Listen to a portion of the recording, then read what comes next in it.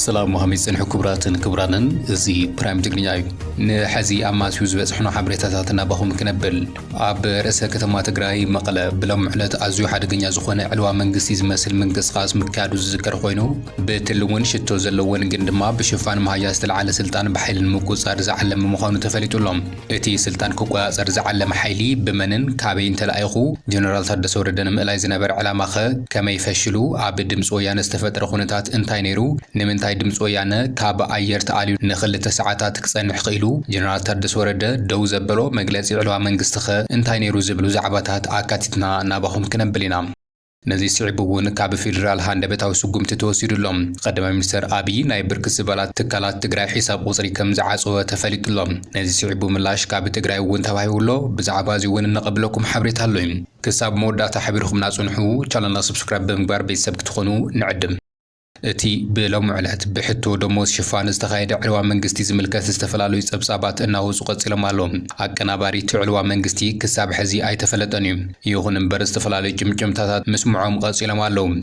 قنديتي فتنا علوا أربعة أكلات زواسل مدرخ مخانوي قال حلهم زوم أكلات من يمكن نجرك منام دردرات حزون أماس يوم أم قل كيدم هلو مني قلت يزلم اتي حزي أب تجريز معبر زلو ترتن أب سلطان ممسا بتي أب أكسوم استوسنا مسترا وسانة مسرت مخانو ونتجلسهم كبرات خطاتلتي تمالي أماس يو أب أكسوم استوسنا وسانة عمل كتنا سفح سبساب نباهم بلنا من برنايز كريم دكتور دبرزون زمرحون أي مخته كوماند زكايدو مستراوي أخيبا أب أوان بعد حدار زيونن نمبل سالساي أوانن زتخايدن تخون لعلوت أمرار حوحاتن مس عزستي سراويتن أب أكسوم سافح جم كم زكايدو ونزبسيبنا نيرنا منقست فيدرال تقراي قد قالو باجت أقواريسو سمعنت بريتوريا فريسيو جزاوي من محدار جنرال تردس ورد دمام نزيك مكتاي قالن نتقراي أحلفو يهبالو أب الزبل دمدامي يتبزح نيرم سلازخونا دما ناب سلطان كمزوز تدليو خلت أكلات نزي سعس ورده كاب عزازي سراويتو كل علن دكتور دبروزن قبر مكايل دما كاب حلافنتو كل علن بالعلامة كم استحنقت يتقريت زلهم بتوسختي وسانة جزاوي من محدار تقراي فريسو سلطان بقيت حوحات كملس زبل وسانة كم استمحلالفن ازيو تادرو من قصقاس دما نزي وسان من فزام زعلمه قونس او يسوقمتي ومخانو يتحبرو زلهم بسنكي ودغت مريحنة حوحات نابزي بركيز بزحة تقراي حوحات حزوون كمراحو بزبل مخناتو تادراو علواك قبر كم زوسنا يتفلتو زلهم ابتنا اكسوم اخيبات جنرال تردس ورده ازيلو علصغتي كم زبزحون اب موداتا نزي سلطان ناي مملاس مسرح كم استسمع معلوز تقلص خوينو اتي وتادرو من قصقاس دما بفلاتن بوتن نستقبر امبر بسمعيت زمصا كم زي خونه تنتنتي يقلصلهم كابزي حليفون دكتور دبرزون حدا امباسادر مس شدشت هاجرات واقي سعرخو بوليتيكاون وتادراون مرحيه كبل كم استزاربه ون سمعنا لنا نسو ون كنغروكم منا اتي اب مقلس تجمره كاب ازس سراوي تግራይ ወጻይ ከመይ ክኸይድ ኽኢሉና በዝብል ክንመልሰኩም بجنرال ماشو بينا عزازي مبرق جنبار بجنرال زنبه كفل عزازي ارم 31 زمراح بخبيد برات استسني سراويت كاب زنبرلو አራጉረ ከባቢ ኩሓተ በጊሱም ንቤተ መንግስቲ ፕሬዝዳንትን ንቴሌቪዥን ድምጽ ወያነን ትግራዩ ተቆጻጽሮም እቶም ወታደራት ናብ ከተማ መስኣተው ብዛዕባ ደሞዝን ዝተቋረጸ በጀትን ክንሓትሲና መጺና ዝብል ምኽንያት እንኳን ተቀረቡ እዚ ግና እቲ ድሕሪት ዘሎ ፖለቲካዊ ሽፋን ዝተገበረ ሸፈጥ ምዃኑ በዚሕና ኣለና እቶም ካብታ አርሚዝ ተውጻጹ አስታት ሚቲ ቁጽሮም ዝኾኑ ሰራዊት ናብ ከተማ ከኣተው እናሃለው ኣብ ከባቢታት ኩሓ ዘለው ናይ ቀደም ናይ ሰሜን ኢስካም ክሓድሩ ዝተገበረ ኮይኑ ነዚ ዝተሓባበረ ድማ አዛዚ ግንባር መብራቕ ዝኾነ ጀነራል ማሾ በየነ ምዃኑ ተገሊጾም ንሱ ከም ዝበሎክ ዙዝኒ ኣይኻሉን ላዕለዋይ አካል ይዘራርበና ኢሎም ከም ዝመለሱሉ እዩ ሪፖርት ገይሩም ስለዝኾነ ድማ ሕወሓት ሙሉእ ብሙሉእ ግዛዊ ምምሕዳር ፈሪሱ ናይ መኸተ ሓይሊ ብዶክተር ደብረጽዮን ዝምራሕ ናብ ስልጣን ክመጽእ ዝዓለመ ሽርሒ ምዃኑ ግልጽ ኮይኑሎም ጀነራል ታደሰ ወረደ ኣብቲ ናይ ኣክሱም ምስጢራዊ ኣኼባ ብዛዕባ ምስታፉ ዝተባሃለ ነገር እኳ እንተዘይሃለወ ካብ ኣስመራ ናብ ኣክሱም ጽዮን ክመጹ ተሓሲቦም ዝነበሩ ኣስታት 2000 ቅሽቲ ከይመጹ ዝሃቡ ትእዛዝ ግና እቲ ኣብ ልዕሊኡ ዝተጀመረ ስጉምቲ ክፋጠን ኣኺልዎ እዩ ዝብሉ ርእቶ ሃብቲ እቲ ፕሬዝዳንት ነዚ ክኸውን ከም ዝኽእል ይግምት ከም ዝነበረ እዮም ዝገልጹም ይህ የፌስቲቫል መልክ እንዲኖረው ተደርጎ የጽምዶ አይነት መልክ እንዲኖረው ተደርጎ የህዳር ጽዮን ጽምዶ የሚል ስም ኖሮት እንዲከበር ታስቦ የነበረው በዓል በጀነራል ታደሰ እንዲቀር ተደረገ ማለት ነው። ይህ ጉዳይ በርካታዎች እንዲቀየሙ ምክንያት ሆነ። እንግዲህ በአስመራ በኩል ያሉት ባለስልጣናት ተቀየሙ። በህወሓት ውስጥና እነዚህ ፖለቲኮ ሚሊተሪ በዚህ ጽምዶ ላይ የሚንቀሳቀሱ የትግራይ የፖለቲኮ ሚሊተሪ አመራሮች ደስተኛ እንዳልሆኑ በተለያየ መንገድ ገለጹ። ግን ያው ጀነራል ታደሰ የወሰኑት ውሳኔ ያው ተግባራዊ ሆነ። ያ መሆን የለበትም በሚል እንደዛ እንዲወሰን ተደረገ። ከዛ በኋላ እንግዲህ በዓሉ ከተደረገ በኋላ እሁድ ዕለት ነበር በዓሉ። ከዛ ሰኞና ማክሰኞ አንድ ስብሰባ ነበር አክሱም ከተማ ላይ። እዚህ ስብሰባ ላይ እንግዲህ የተለያዩ ነገሮች ተነሱ። በዋናነት ግን ጀነራል ታደሰ ላይ ያነጣጠረ ብዙ ወቀሳ ቀረበ ከፖለቲከኞቹ ከሰራዊት አባላትም። በዋናነት እሳቸው ላይ የተነሳው ነጥብ ምንድነው? ያው አጉል ተስፋ ታደርጋለህ ፌዴራል መንግስት ላይ ትግራይ ላይ እንዲህ እየተደረገ ይሄ በየጊዜው ትግራይ ላይ እንዲህ ተደረገ ተብሎ የሚጠራው የዚህ የባጀቱ ጉዳይ የድጎማ ባጀት መቅረቱን በተመለከተ እንዲሁም ነዳጅም ወደ ትግራይ እንዳይሄድ መደረጉን በተመለከተ እነዚህ ከትግራይ አቅጣጫ የሚቀርቡ በርካታ ጥያቄዎችን በማንሳት ፌዴራል መንግስት ትግራይን እየጎዳ ነው፣ ነገር ግን ትግራይ ሌሎች አማራጮችን እንዳታይ አንተ ከፊት ቆመሃል በሚል ይሄ ያው ግፊትም አለ ከኤርትራ መንግስት የዚህ በጽምዶ ኔትወርክ ውስጥ ያሉ የኤርትራ መንግስት ኃላፊዎችን ጭምር የሚገፉት አካሄድ ነው። ስለዚህ በዛ መልኩ ብዙ ወቀሳ ደረሰ ጀነራል ታደሰ ላይ። ከዛ በኋላ ሰኞ በዛ መልኩ ተሰብስበው ማክሰኞ ግማሽ ቀን ከተሰበሰቡ በኋላ ማክሰኞ ከሰዓት አንድ ዝግጅት ነበር መቀለ ላይ። ዝግጅቱ ምንድነው? የአገር አቀፍ የአካል ጉዳተኞች በዓል። እዛ ላይ ያንን ፕሮግራም መርቀው መክፈት ነበረባቸው ጀነራል ታደሰ። ስለዚህ እስከ ግማሽ ቀን ድረስ ተሰብስበው ከሰዓት በኋላ ወደዛ ሲሄዱ ዶክተር ደብረጽዮን ያንን አጋጣሚ ተጠቅመው አንዳንድ ሴራዎች ተደረጉ ማለት ነው ጀነራል ታደሰ ላይ። ተፈቲኑ ዝወደቀ ህወሓት ህርፋን ስልጣን ዝወለዶም ዓጋም ጥሓስ አካይዳታት ኣዝዮም ሓደገኛታት ክኾኑ ከም ዝኽእሉ ዝገልጹ ተንተንቲ ብፍላይ ድማ ብዶክተር ደብረጽዮን ገብረ ሚካኤልን ወይዘሮ ፈትለወርቅ ገብረ እግዚአብሔርን ነቲ ድሕሪ ኩናት ዝተረኸበ ናይ ሰላም ዕድል ናብ ረብሓ ህዝቢ ትግራይ ካብ ምቕያር ንውልቃዊ ስልጣኖም ክብሉ ነቲ ውዕሊ ሰላም ናብ ሽንፈት ከም ዝቐየርዎ ዝፍለጥ ኮይኑ ይኹን እምበር ኣነ ንሽዱሽተ ሃገራት በይነይ ዝሰዓርኩ ወታደራውን ፖለቲካውን መራሒ እየ ብምባል ንኣምባሳደር ኣሜሪካ ኤርቪን ማሲንጋ ዶክተር ደብረጽዮን ከም ዝተዛረቦም ተሰሚዑ ዘሎም ህወሓት ካብ ስልጣን ንምውራድ ፈቃደኛታት ብዘይ ምዃኖም ሰራዊት ትግራይ ከም መሳርሒ ስልጣን ይጥቀም ምህላዎምን ድማ ናይ ህዝቢ ትግራይ ቀጻሊ ሓደጋ ዘይተገማት ገይርዎ ከም ዘሎ ይዝግለጽ ዘሎም እቲ ሰራዊት ንህዝቢ ትግራይ ደም ከፊሉ ዘድሓነ እምበር ንስልጣን ውልቀ ሰባት ክዋጋእ ዝተዳለወ ኣይነበረን እዩ። ካብዚ ሓሊፉ እውን ኣብቲ ንኹናት ዝጠፍአ ህይወት ንዝወረደ ፅንተትን ተሓታቲ ዝኾኑ መራሕቲ ሕዚ ብጎነፃዊ መንገዲ ስልጣን ንምሓዝ ኣብ ጫፍ በፂሖም ከም ዘለው ይዝግለጽ ዘሎም ህዝቢ ትግራይ ካብ ኩናት ገና ከይሓወ ብስንኪ ንሕንሕ ስልጣን ዝካየድ ዘሎ ጎነፃት ጥብሲ ክልተ እቶን ከይኸውን ሕዚ እውን ፃውዒታት እናቀረቡ እዮም ዘሎም።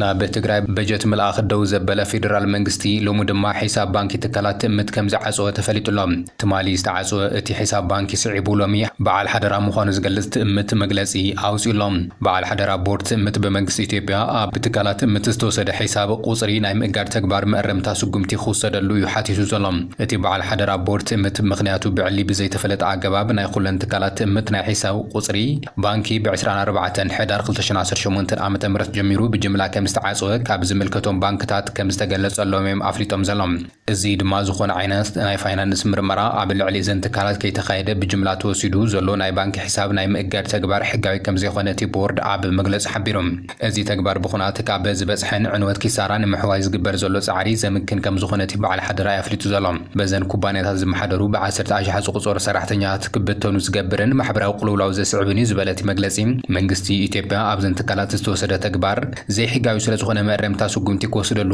ፃውዒ ተቕሪቦም እዚ መግለፂ ትካላት ትእምት ስራሕ ዕድል ኣብ ምፍጣር ኢኮኖሚ ሕዌት ዳግም ህንፀትን ትግራይ ኣብ ምርጋፅ ግብሪ መንግስቲ ኣብ ምዕባይን ኤክስፖርት ኣብ ምግፋሕ ዘለወን ግደ ኣብ ግምት ብምእታው ከምኡውን ዘለወን ፅፉፍ ስርዓት ኮርፖሬት ምሕደራ ኣብ ግምት ብምእታው ዝተዓፅወ ሒሳብን ብቁልጠት ክፍታሕ ስሩዕ ናይ ንግዲ ኢንዱስትሪ ስርሐን ክቕፅል እቲ በዓል ሓደራ ሓቲቱሎም እዚ ከምዝሉ ንሃለወት ትካላት ደደቢትን ኣልዳይ ማይክሮ ፋይናንስን ካብ ፌደራል ናይ እግድ ደብዳቤ ከም ዝተለኣኸለን ተገሊጹ ዘሎም ኣካውንት ትካላት ደደቢት ኣደዳይ ማይክሮ ፋይናንስ እውን ተኣጊዱ እዩ ዘሎም ፌደራል መንግስቲ ናብ ኩለን ባንክታት ናይ እግድ ደብዳቤ ከም ዝሓፈ እዩ ዝበፅሕና ሓበሬታ ኣመላኺቱ ዘሎም ደደቢት ማይክሮ ፋይናንስ ኣብ ባንኪ ኣንበሳ 10 ሚልዮን ቅርሺ ንምውፃእ ዝገበሮ ፈተነ ኣካውንቱ ስለ ዝተኣገደ ከውፅእ ከም ዘይከኣለ እዩ ተገሊጹ ትማሊ ኣካውንት ኩለን ትካላት ትእምት ከም ዝተኣገደ ፌደራል መንግስቲ ናብ ኩለን ባንክታት ናይ እግድ ደብዳቤ ከም ዝሓፈ ዝዝከር ኮይኑ ይኹን እምበር ነጋዶን ሰብ ሃፍትን ትግራይ ሎሚ ኣብ ከተማ መቐለ ናይ ተቃውሞ ድምፅታት የስምዑም ዘሎም ብመንግስቲ ፌደራል ዝወፅእ ሓድሽ ኣዋጅ ግብሪ እዋናዊ ኩነታት ነጋዶን ኢኮኖሚ ትግራይ ኣብ ግምት ውሽጢ ዘእቱ ብምዃኑ እዮም ተቃውሞ ዝገልጹ ዘሎም ሎሚ ቤት ምኽሪ ንግድን ዘፈር ማሕበራት ትግራይን ቤት ምኽሪ ዘፈር ማሕበራት ትግራይን ኣብ ትግራይ ዘሎ ህሉ ኩነታት ንግዲ ሓፈሻዊ መፍትሕታቶም ኣመልኪቶም መግለፂ ዝሃቡ ኮይኖም ብስንኪ ጆኖሳይዳዊ ኩናት ኣብ ልዕሊ ማሕበረሰብ ንግዲ ትግራይ ዝበፅሕ ዕንወት ንምንቕራሕ ድሕሪ ውዕሊ ፕሪቶርያ ፃዕርታት እናገበሩ ድሕሪ ምጽናሕ ቅድሚ ጆኖሳይዳዊ ኩናት ዝወሰድናዮ ኣስታት 31 ቢልዮን ኣብዚ ሕዚ ሰዓት ናብ 60 ቢልዮን ተጸጊዑ ስለ ዘሎ ክፍታ ክፍትሕልና ንጽውዕ ብዝበልዎ መሰረት ምስ ቀዳማይ ሚኒስትር አብይ አሕመድ ሓዊሱ ዝተፈላለዩ መድረኻት ዘተ ከም ዘሳለጡ ድሕሪ ምሕባር ቀዳማይ ሚኒስትር አብይ ነቲ ጸገምን ሕቱታት ነጋዶ ትግራይን ፍትሓዊ ምዃኖም ብምእማን ኣብ ቀረባ እዋናት መፍትሒ ክግበረሉ ዝብል መልሲ ከም ዝተዋሃቦም ሓቢሮም እዮም። ይኹን እምበር ክሳብ ሕዚ ብፌደራል መንግስቲ ዝተኣተወ ቃል ሙሉእ ብሙሉእ ከይተፈጸመ ኮታስ ንተወሳኺ ዕዳ እናተሳጥሕና ቀፂልና ኣለና ክብሉ እዮም ናይ ክልቲአን ማሕበራት ፕሬዚደንት ሎሚ ዕላው ገይሮም ዘሎም። ብተወሳኺ ኣብ ቀረባ እዋን ዝወፀ ሓድሽ ግብሪ ንኹነታት ትግራይ ዘይገናዘበ ብምዃኑ ግዝያዊ ምምሕዳር ትግራይ ድማ ነዚ ቅቡል ምግባሩ ብምቋም እቲ ኣዋጅ ኣብ ትግራይ ተኣጊዱ ክጸንሕ ኣብ መግለጺኦም ተሓሳሲቦም ዘሎም። እቲ ሓድሽ ኣዋጅ ብዛዕባ ካብ መሸጣ 2.5 ሚእታዊ ምኽፋል ሓዊሱ ብዙሓት ዓንቀጻት ዘካተተ ከም ዝኾነ ዝገለጹ እቶም ነጋዶ ትግራይ ዘይተዛተይሉን እዋናዊ ኩነታት ነጋዳይን ኢኮኖሚ ዘይገናዘበ ምዃኑ ከምኡ እውን ጎዳኢ ኣዋጅ ምዃኑ እዮም ገሊጾም ዘሎም። ሕቶታት ነጋዶ ካብ ዝኾነ ፖለቲካ ትሕዝቶ ናጻ ከም ዝኾነ ድሕሪ ምሕባር ጸገማት ነጋዶን ኢኮኖሚን ትግራይ ብህፁጽ ክፍትሑ እዮም ሓቲቶም ዘለዉ ኣብቲ ናይ ሎም ዕለት መግለጺ። ኣብቲ መግለጺ ባንክታት ብልቓሕ ዝሓዝኦ ንብረት ምሕራጅን ጠጠው ከብላን ካልኦት ሕቶታት ነጋዶ ትግራይ ክምለስ መንግስቲ ፌደራልን ግዝያዊ ምምሕዳር ትግራይን ቤት ምኽሪ ንግድን ዘፈረን ማሕበራት ኢትዮጵያን ካልኦትን ጸገሞም ክፈትሕሎም እዮም ጻውዒት ተቐሪቦም ዘሎም። ኣብ ትግራይ ዝበፅሐ ጸገም ብዘለቓይ ንምፍታሕ ምሁራን ዘካተተ ኮሚቴ መጽናዕቲ ብምጥያሽ ናይ ዓለም ተመክሮ ምስ እዋናዊ ዛዕባ ትኹረት ገይሩ ዝተጸንዑ መፍትሕታት ዝቐረብሉ እንትኾኑ ምስ ዝተፈላለዩ አካላት ዘተናተገበረ ምዃኑ እውን ኣብቲ መግለጺ ተሓቢሩ ዘሎም። ከተቻለ ሁለቱን መነጣጠል ስትራቴጂ ፈርስት ስቴፕ። ከዛ በኋላ ደግሞ ትግራይ ውስጥ ደግሞ ትግራይ ህዝብን ማዳከም በስትራቴጂ ደረጃ ተነድፎበት እየሄደበት ያለ ነው። አሁን እኔ ይህንን የሚያገኘው ከውስጥ ነው። ግን ጦርነቱ አይቀርም፣ የጊዜ ጉዳይ ነው። ግን ምንድነው ቅደም ተከተል መምጣት ያለበት ነው። አሁን አብይ ፈርተዋል ስንል እኮ አያደርግም ማለታችን አይደለም፣ ያደርጋል። ነገር ግን ቅድመ ሁኔታዎች አሉ። ቅድመ ሁኔታዎቹ አንዱ ኤርትራን ከተቻለ መያዝ እንደሆነ ነገር ከፋፍሎ መያዝ ማለት ነው። ከፋፍሎ መምታት በትግራይ ፖለቲካ ላይ በቃ ዝም ብሎ መነጠል ማለት ነው። ሁለቱም እንዳይገናኙ ማድረግ አንዱ እሱ ነው። ሁለተኛ ደግሞ ትግራይ ህዝብን ማዳከም፣ በውስጥ እንዲዳከሙ ማድረግ። እሱ ደግሞ የኢኮኖሚ መዋቅሮቹን ትግራይ ውስጥ መምታት። ይሄ እንግዲህ ህዝብ ላይ ነው ጦርነት፣ የኢኮኖሚ ጦርነት ማካሄድ አንዱ እሱ ነው።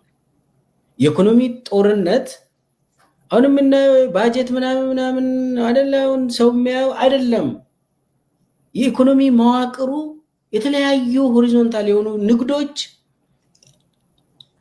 ትግራይ ውስጥም የሚካሄዱ የንግድ ጉዳይ ኮላፕስ እንዲያደርግ ማድረግ ብሎ ብዙ የኢኮኖሚ አሻጥሮችን እንትን ያደረገ ከፍተኛ እንትን የተሰጠበት አቴንሽን የተሰጠበት የኢኮኖሚ ጦርነት ይካሄዳል። መጀመሪያ ማህበረሰቡንም ማፍረስ የሚባል አለ። ትግራይ እንደ ህዝብ እንዲፈርስ ማድረግ፣ እሱ ላይ በደንብ እየሰሩ ነው። በደንብ ቤት በኩል ነው የሚመጣ ማዕት አለ። አሁን በተወሰነ ደረጃ እየተሳካልን ነው ይላሉ። ብልጽግና ውስጥ ምን እንደሆነ አናቅም። ህዝቡን እርስ በርስ ማጋጨት ከተቻለ በውስጥ ብዙ ነገር አለ እኮ ያው የሚታይ ያለ ሰራዊት እያሉ አፋር ያደራጃል፣ ነዳጅ ይከለክላል፣ የኢኮኖሚ ሳቦቴጅ አለ፣ የሊኩዊድ ካሽ የለም። ባንኮች ሰው ሴቭ ያደረገው ገንዘብ ሄዶ መጠቀም አይችልም። የሁለት ወር ደሞዝ እንኳን ትላንት የፕሬዝዳንት ታደሰ ወረደ ሰምተዋል አይደል? ዶክተር ሚልኬሳ አለቅ የድጎማ እንኳን የትግራይ በጀት በየወሩ የሚሰጠው በጀት ዘግቶታል። አንደኛው ምልክት እኮ ነው፣ ትልቅ ምልክት እኮ ነው። በቃ ይሄ ስራ ላይ ይሄ ኢንተንሲፋይ ያደርጋሉ፣ ይባባሳል። በየጊዜው እየተባባሰ ሰው ዳቦን እንዳያገኝ ያደርጋሉ። የመጨረሻ የኢኮኖሚ ከበባው ይመጣል። አንዱ እሱ ነው። ሌላው የፖለቲካ ነው። አሁን ፖለቲካ ላይ ፖለቲካና ወታደራዊ ጉዳዮች አሉ። ከተቻለ አሁን የአብይ ዋናው ዓላማው ቲዲኤፍ እንዲፈርስ ነው። ዋናው ዓላማው ቲዲኤፍን ከቻለ ማፍረስ እምባርክስ ክቡራትን ክቡራንን ሎሚና ባኹም ዝሓርናዮም ምዕባለታትና ዘዮም ይመስል ነይሮም። ስለዚ ተኸታተልኩምና ኣዝና ነመስግን። ቻናልና ሰብስክራይብ እናገበርኩም ተኸታተሉና።